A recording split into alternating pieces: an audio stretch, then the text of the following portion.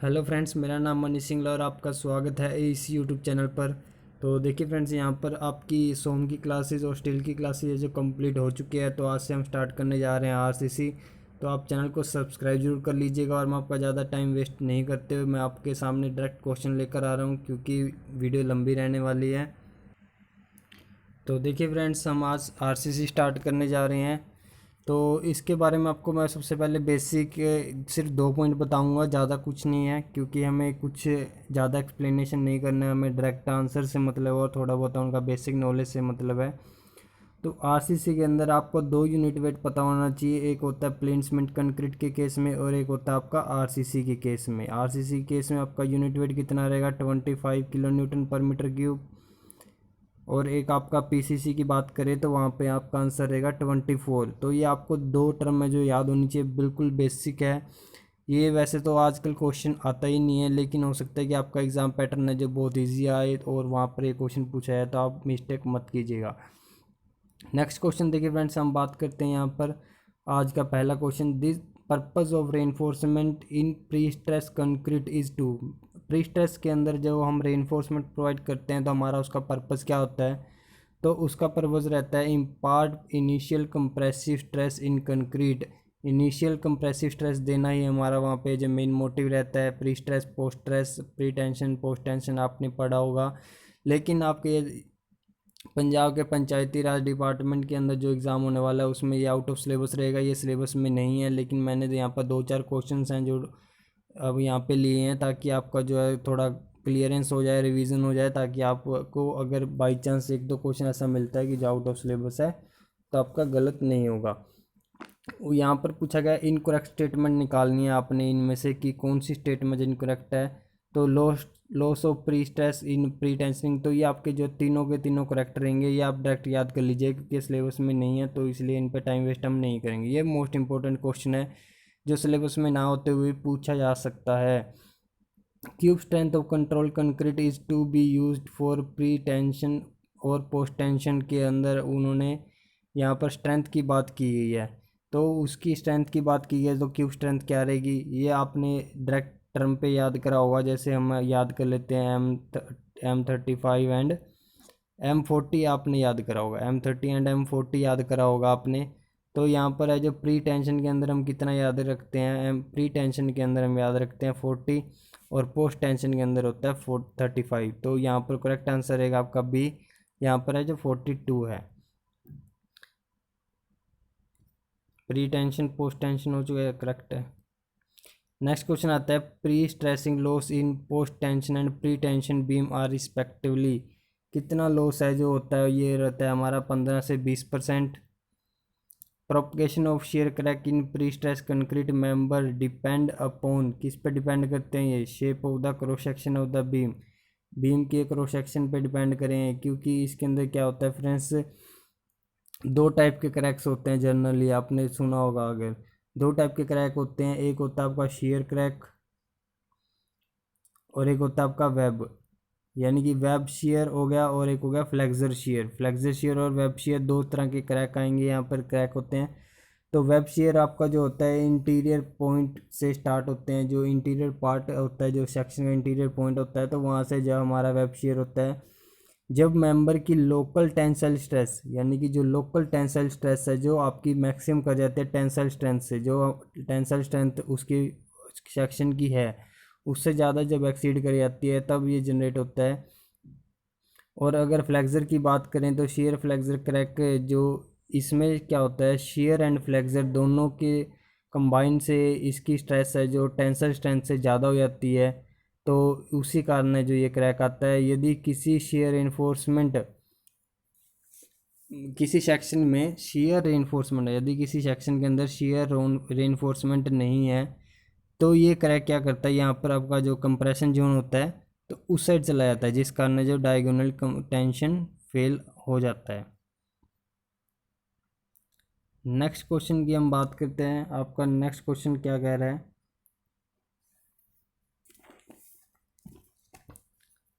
Simply supported, sorry, simply spotted RCC beam carry UDL and is referred to as beam a similar beam is pre stress and carry same UDL. एक beam आपका simply supported है जो normal है, और एक है आपका pre stress.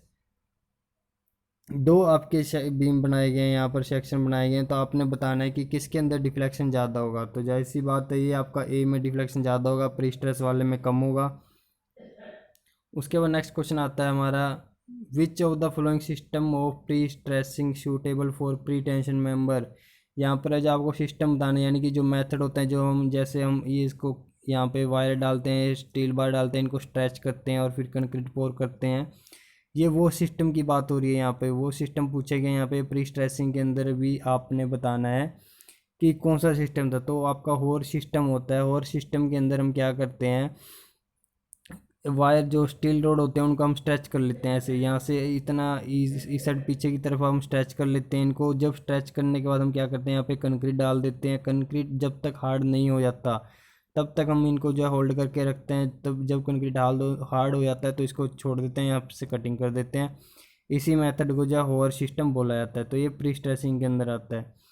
Factor of safety for steel should be based on yield stress, concrete should be based on ultimate stress. ये दोनों के दोनों आपको करेक्ट रहेंगे, ये आपके सिलेबस के अकॉर्डिंग है।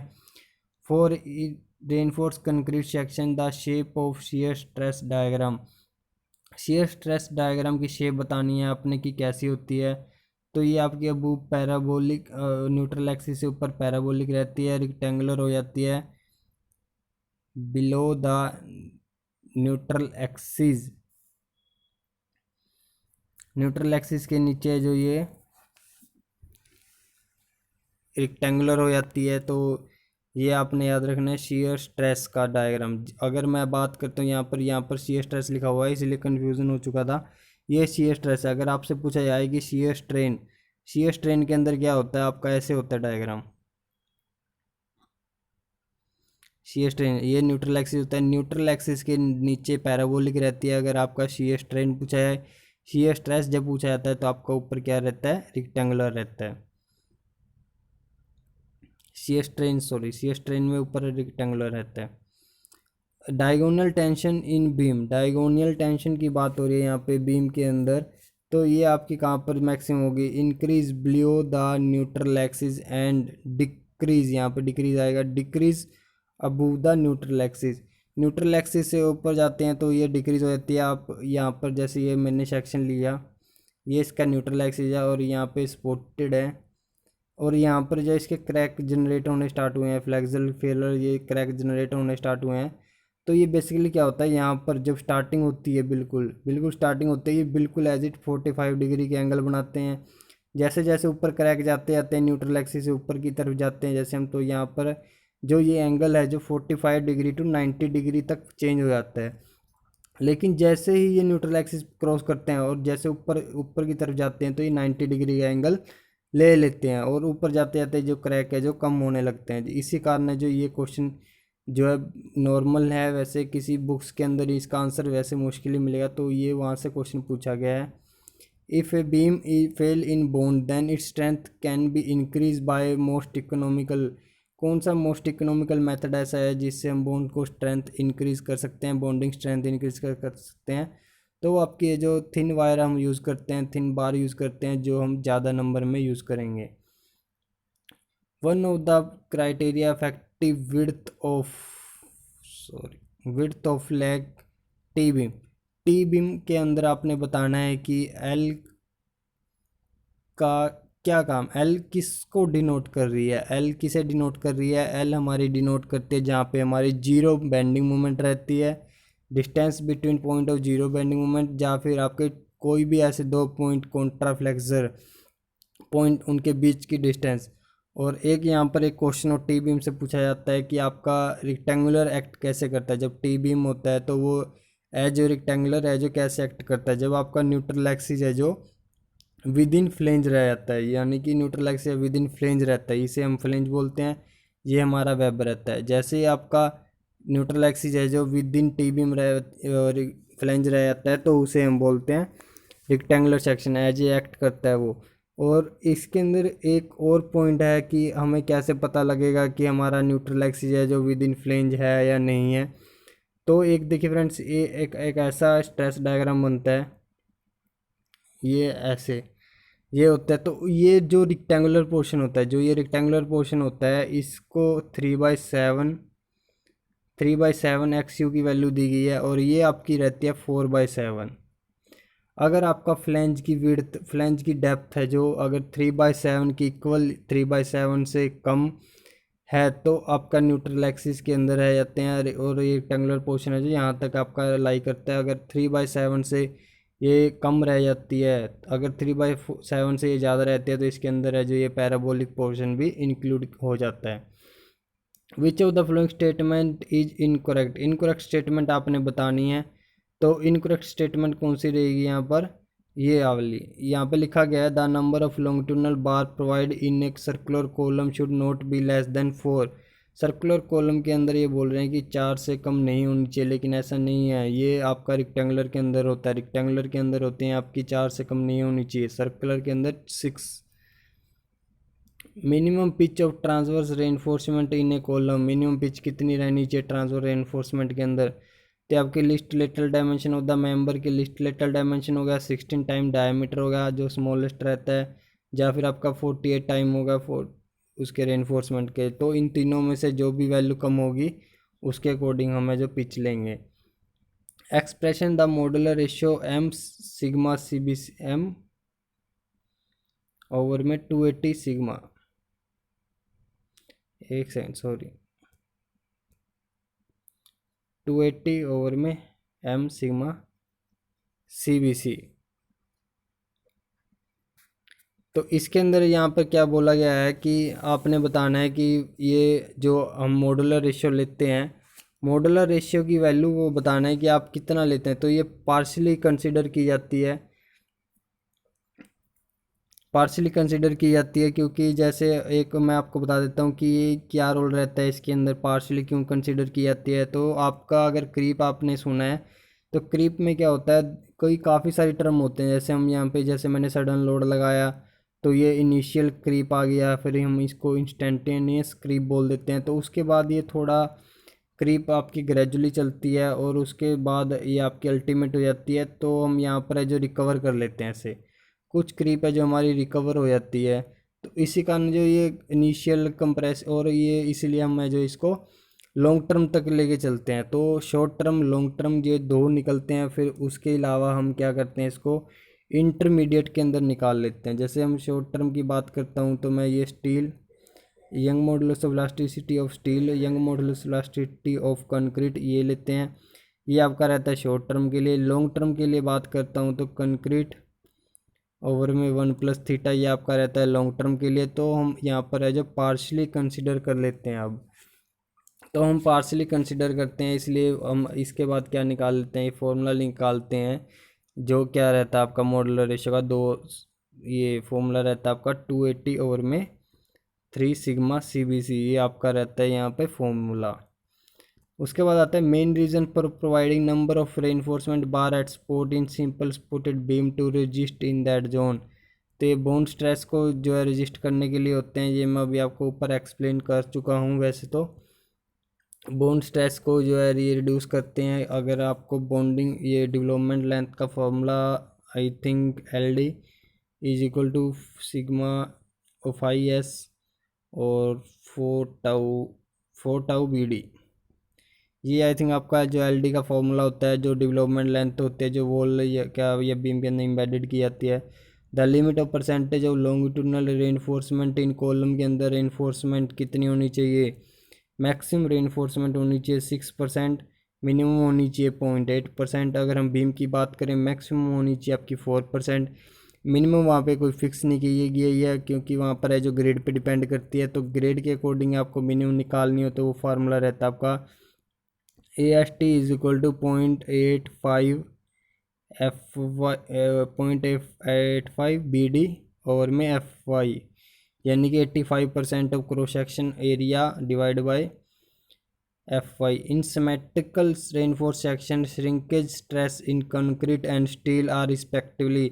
अगर आप स्ट्रेसेस की बात करें, वहाँ पर जो टेम्परेचर थर्मल एक्सप्रेशन जो भी हैं, तो उनके अंदर स्ट्रेस होती है। तो कंक्रीट के अंदर आपकी जो है क्या आएगी, टेंसाइल आएगी, और स्टील के अंदर कंप्रेसिव आएगी। ये कैसे होता है, जैसे आपने वो स्टील का, अगर आपने सोम के अंदर स्टील का ऐसा सेक्शन करा हो और एक हम ले लेते हैं कोई भी ऐसा सेक्शन जिसका थर्मल एक्सपेंशन ज़्यादा होता है, तो हम ऐसे एवरेज निकालते हैं। जैसे टेम्परेचर इंक्रीज करता है तो ये ऐसे जाता है और ये ऐसे जाता है। जो चीज़ हम सोचते हैं कि ये टेंसाइल में जाने वाली है तो वो अपोजिट हो जाती है, क्योंकि यहाँ पे फाइनल रिजल्ट देखना होता है। फाइनल रिजल्ट कैसे होगा, जो बैलेंस होगा, तो टेंसाइल वाला जो कंप्रेसिव में आएगा तभी बैलेंस होगा। तो इसीलिए मैं आपको जो कंप्लीट डिटेल नहीं बता रहा हूँ इसकी, वैसे अच्छी तरह से अगर आप करते हैं तो आपको पता लग जाएगा, क्योंकि यहाँ पे टाइम है जो ज़्यादा नहीं वेस्ट करना। Bond strength between reinforcement and concrete is affected by may be number of reinforcement. Sorry, इसमें लिखा हुआ है कि आपकी बोन्ड स्ट्रेंथ है जो रेनफोर्समेंट और कंक्रीट के बीच में जो किससे अफेक्ट होती है, ये नन ऑफ दिस आंसर रहेगा इसका, क्योंकि वो नंबर ऑफ बार ऊपर मैं आपको बता चुका हूँ। नेक्स्ट क्वेश्चन आता है bond strength between steel and concrete is due to. आपकी बोन्ड स्ट्रेंथ जो होती है स्टील एंड कंक्रीट की किस कारण रहती है, फ्रिक्शन और एडेशन दोनों के कारण। Percentage of steel for balance design of A singly reinforce rectangular section by limit state method depend upon, किस पे डिपेंड करता है लिमिट स्टेट मेथड में, characteristic, yield strength, model of elasticity, ये ऑल ऑफ दिस। और limit state friends, यहाँ पर limit state में क्या होता है, आपका सेक्शन है जो इकोनॉमिकल डिज़ाइन होता है। लिमिट स्टेट में आपका इकोनॉमिकल मेथड डिज़ाइन होता है। और दूसरा क्या रहता है, लिमिट स्टेट के अंदर हम क्या लेते हैं आपका, sorry, strain diagram. Strain diagram के बेस पे ही हम है जो इसको डिज़ाइन करते हैं लिमिट स्टेट को।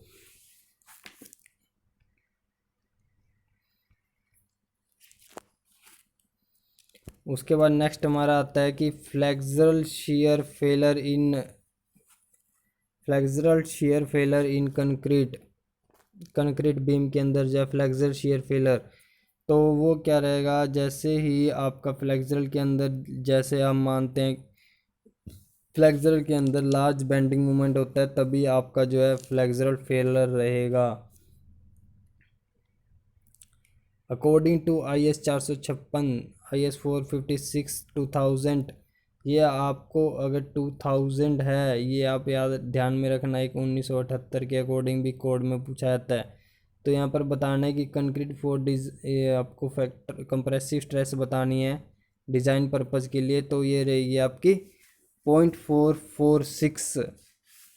और एक और यहाँ पर रहता है, जैसे आपको कई बार मैं आपको बता देता हूँ, 0.45 FC के 0.67, ये होता है हम जब प्रैक्टिकली शेप फैक्टर वगैरह लगा देते हैं तो वहाँ पर ये निकलती है। और स्ट्रक्चर के लिए अगर आपसे पूछा जाए तो आपने 0.67 FC के लगाना रहेगा।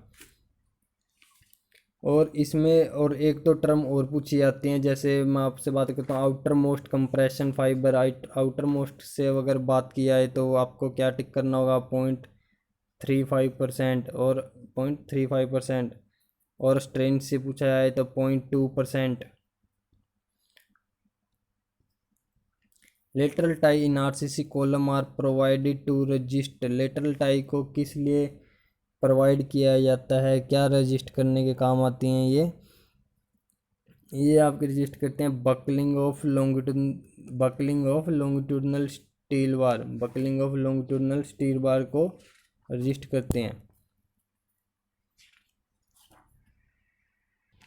नेक्स्ट क्वेश्चन आता है for maximum sagging bending movement in A given of multiple span beam. For maximum sagging bending movement अगर आपने निकालनी है तो इसमें देखिए फ्रेंड्स, एक आपका वैसे तो आंसर रहेगा every span as well as alternate span are loaded. इसके अंदर एक और क्वेश्चन पूछा जाता है जब मैक्सिमम सैगिंग मूवमेंट के बारे में ही, वहाँ पर ऑप्शन आपके अलग से रहेंगे। तो जैसे हम ऐसे ऐसे लोडिंग करते हैं, एक मैंने यहाँ पर लोडिंग करा, एक मैंने यहाँ पर ऐसे ऐसे लोडिंग करा। ऐसे लोडिंग करने के दौरान क्या होता है, जैसे हम यहाँ पर ऐसे स्ट्रेस डायग्राम बनाते हैं, ये बनता है, तो इसके अकॉर्डिंग ही कुछ ऐसा क्वेश्चन पूछा जाता है कि अल्टरनेट स्पैन पे, जैसे मैंने अभी दिखाया था आपको अल्टरनेट बन रहा था, तो या फिर आपका जो है एंड स्पॉट पे रहता है। तो इसलिए ये क्वेश्चन का आंसर है, जो आप थोड़ा बहुत आइडिया ही मुझे था, जितना मुझे पता था मैंने आपको बता दिया। Partially safety of concrete and steel, concrete की 1.5, स्टील की ये होती है। और अगर मैं वर्किंग स्ट्रेस मेथड में पूछता हूँ तो कंक्रीट की 3 रहेगी और स्टील की 1.78 रहेगी। अगर मैं आपसे बात करता हूँ कंप्रेसिव बेंडिंग स्ट्रेंथ, बेंडिंग के अंदर अगर आपकी फैक्टर ऑफ सेफ्टी क्या रहेगी, बेंडिंग के अंदर आपकी फैक्टर ऑफ सेफ्टी 3 रहेगी। अगर कंप्रेशन के अंदर बात करता हूँ, कंप्रेशन वो रहेगी आपकी 4, वो 4 रहेगी। वो कम लेते हैं हम क्योंकि ऐसा डायग्राम बनता है उसमें, तो इसीलिए वहाँ पे 4 लिए जाते हैं क्योंकि इसमें कुछ ऐसा बैलेंस करने का, स्ट्रेस को ट्रांसफ़र करने की कैपेसिटी नहीं होती। बेंडिंग के अंदर आपका ऐसा डायग्राम होता है तो उसके अंदर कैपेसिटी होती है कि वो यहाँ पे ट्रांसफ़र कर सकता है अपनी स्ट्रेसेस को, इसलिए हम उसमें मिनिमम लेते हैं। 28 का आंसर क्या रहेगा, फैक्टर ऑफ सेफ्टी बतानी है अपने कि 1.5 है और ये किस बेस पे रहती है, क्यों रहती है वो, क्योंकि control on quality of concrete is not good as that of steel. इसके कंपेयर में 29 as compare to working stress method of design, limit state method take concrete to. आपने बताना है कि वर्किंग स्ट्रेस मेथड के कंपैरिजन में आपका limit state एक कंक्रीट हायर स्ट्रेस लेवल पे, हाई स्ट्रेस लेवल पे ये रहता है। और अब मैं आपको बता देता हूँ कि वर्किंग स्ट्रेस मेथड और लिमिट स्टेट मेथड के अंदर क्या है। तो मैं आपको बता चुका हूँ ऊपर की लिमिट स्टेट मेथड है जो इकोनॉमिकल रहता है, तो यहाँ से आप निकाल लीजिए कि वर्किंग स्ट्रेस मेथड है जो आपका अनइकोनॉमिकल हो चुका है, अनइकोनॉमिकल हो चुका है। और दूसरा बात क्या है कि वर्किंग स्ट्रेस मेथड आपका क्या होता है, स्ट्रेस डायग्राम के ऊपर बेस होता है क्योंकि स्ट्रेस डायग्राम इसके अंदर है जो लीनियर रहता है। लेकिन जब हम लिमिट स्टेट मेथड डिज़ाइन करते हैं तो लिमिट स्टेट के अंदर हमारा जो है स्ट्रेस डायग्राम है जो नॉन लीनियर हो जाता है, तो इसलिए हम क्या करते हैं उसमें स्ट्रेन डायग्राम लेते हैं। स्ट्रेस डायग्राम है जो उसका ऐसे हो जाता है क्योंकि वो नॉन लीनियर है तो हम वो उसको कंसिडर नहीं कर सकते। दूसरी बात मैं आपको इसके अंदर एक और बता देता हूँ, वर्किंग स्ट्रेस मेथड के अंदर क्या होता है, कम ये ऐसे इसके अंदर अब 3 सेक्शन डिवाइड होते हैं, ओवर इन्फोर्समेंट, सिंगल रे और आपका बैलेंस सेक्शन। जो आगे अगर कोई क्वेश्चन आएंगे तो मैं उनके बेस पे ही आपको ये एक्सप्लेन कर दूंगा। while checking the shear resistance of reinforced concrete beam for limit state of collapse as per IS 456, which one of the following nominal shear stress recommendation to be adhered। तो कौन सी shear stress है जो recommend की जाती है, ये आपसे formula था जो मैंने यहाँ पे एलिमिनेट किया था, यानी कि shear stress ओवर में एरिया आप लगा सकते हैं, shear force ओवर में area, ultimate shear force।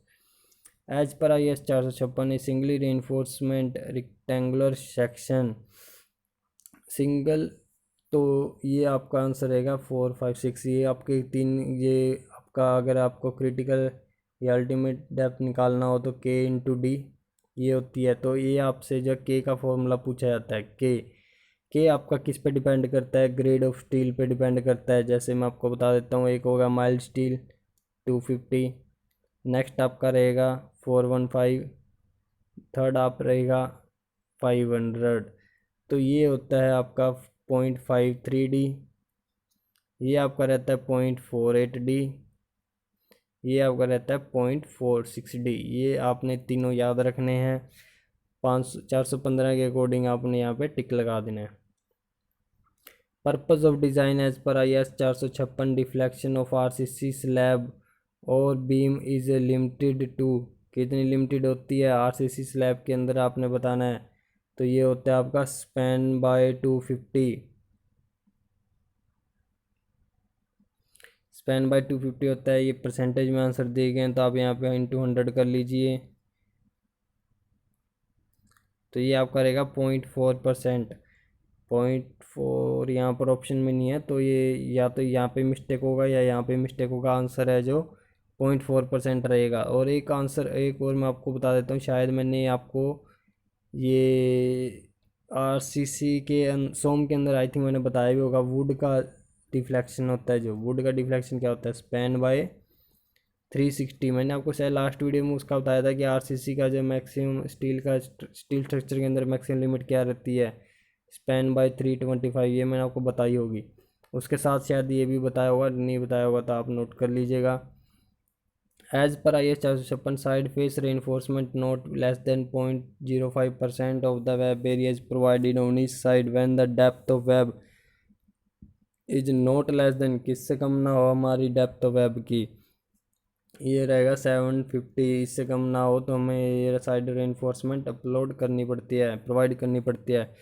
Yield line theory is, yield line theory क्या होती है? यील्ड लाइन थ्योरी आपको, ये तो इजी क्वेश्चन है, अपर बाउंड थ्योरम होती है, अपर बाउंड थ्योरम होती है जो आपने मैथ में भी की होगी। Upper bound method of analyse होता है अंडर रेनफोर्स स्लैब के लिए। Beam section of reinforcement concrete design in accordance with the ultimate strength or limit state design approach as compared to section design by working stress method for the same condition of load and span and same width usually have। तो आपने बताना है कि हम अगर ऐसा क्या है लिमिट स्टेट में, जो अगर हम जो सेम बनाते हैं वर्किंग स्ट्रेस मेथड से तो क्या डिफरेंस रहता है? तो आपका रहता है लार्जर डेप्थ और smaller amount of reinforcement. Larger depth तो रहती है लेकिन स्मॉल रेनफोर्समेंट लगता है।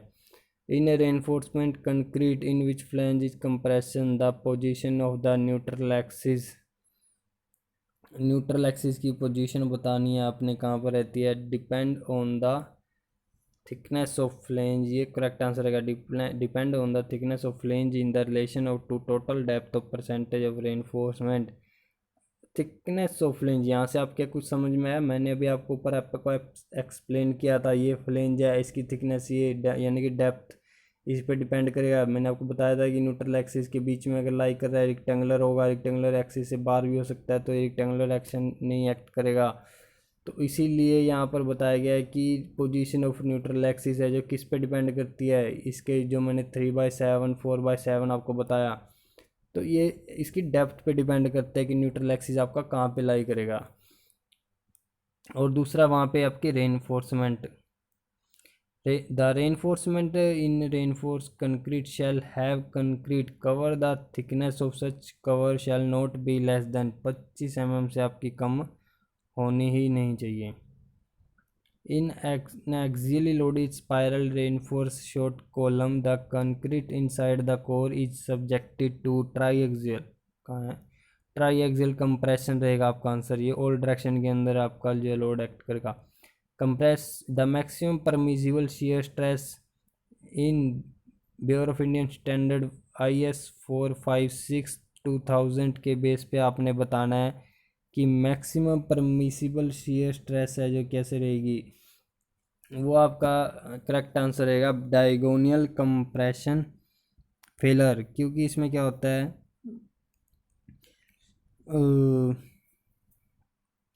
अगर मैक्सिमम परमिसिबल शियर स्ट्रेस आपकी रहेगी डायगोनल कंप्रेशन फेलर में रहेगी, रेनफोर्समेंट से जो है डायगोनियल कंप्रेशन फेलर होता है, तो इसी कारण है जो आप लगा सकते हैं।